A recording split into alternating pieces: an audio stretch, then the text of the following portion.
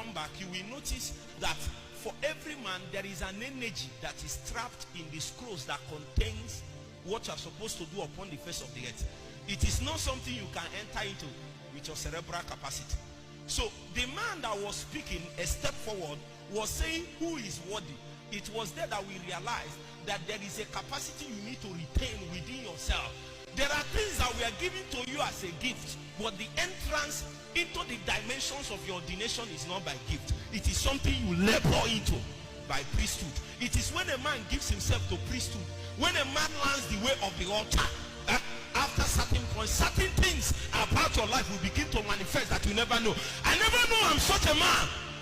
People see me this day, they say, you are a young man came and told me, he said, you are a lion. Who is a lion? I know whom I was before the hand of God came upon my life. When he came, a man came out that I didn't know existed. It was because I gave myself to priesthood. Then powers eternal begin to manifest. Sister, let me tell you, you don't know yourself. The testimony that men gave you is not even the ones that your parents gave you. If they have not traveled deep in God, it's not even correct. My mother called me and said that you will do ministry, but as you are doing it, find a very good office job.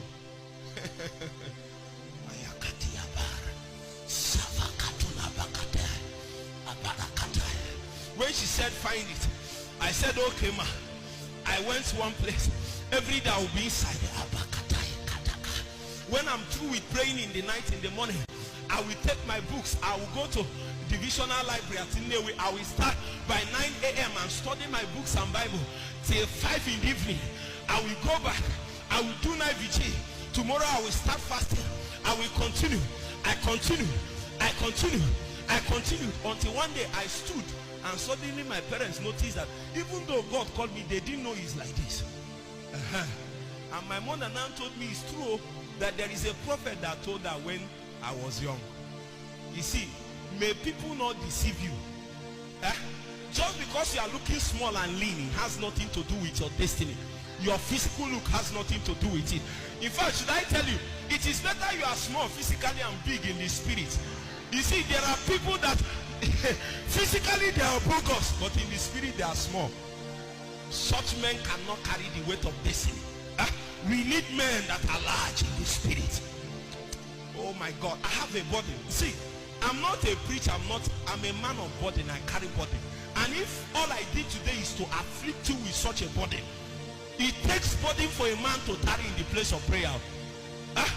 What I want to show you today is how a man can gain the power to unlock the dimensions of the scrolls that captures his destiny. There are many seasons you have appeared to, and then you know that you should stand in this place as it pertains to your destiny, but it's not coming forth. It will mean that there is layers of energy you need to trap in God so that those things will open. The Bible said that they said, lift up your heads, O ye gates, and be ye lifted up, ye everlasting doors. I thought, listen, when they said it, the man that they were telling said, who is the King of Glory? I thought once they said King of Glory, the door should open. They asked the question, who is the King of Glory? The man said, the Lord what? Strong and mighty.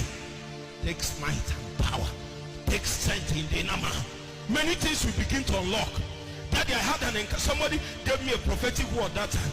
He said that what he saw was like a counter. A counter, you know, this bank tellers in a bank, that what he saw is many ministers, young and old, people from this our region, and they came to that counter. That counter admits or rejects people in context with ministry in this terrain, in this Nigeria. So people are coming there. If you come to that counter, the only reason you will be qualified is if you are an Igbo man. The counter was bouncing men, good men, anointed men, gifted men. When they come to the counter, they will bounce you, male or female. I came to that counter in that vision, and lo and behold, the two men, mighty men standing, they wanted to bounce me. I said, you can't bounce me, you can't bounce me. And in that vision, the door will turn down. See, brothers and sisters, there is something that is called an akazo. It is a compelling dimension. You don't wait for things to happen. Lay hold on them. Lampano. Jesus. I feel a coming now.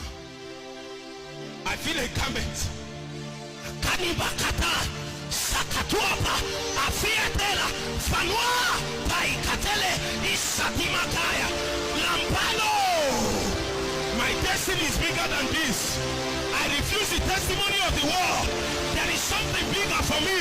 I will tarry, I will wait, I will pray, I will fast, I will study until my day will appear. I know something is held up for me, something bigger than this. Men of the altar, men that will cry and say, Lord, where is the days that is recorded about me? When Jesus appears, he will say, as it is written, as it is written, as it is written. There is something written about you. Today it will be unveiled, and men will walk upon it by power.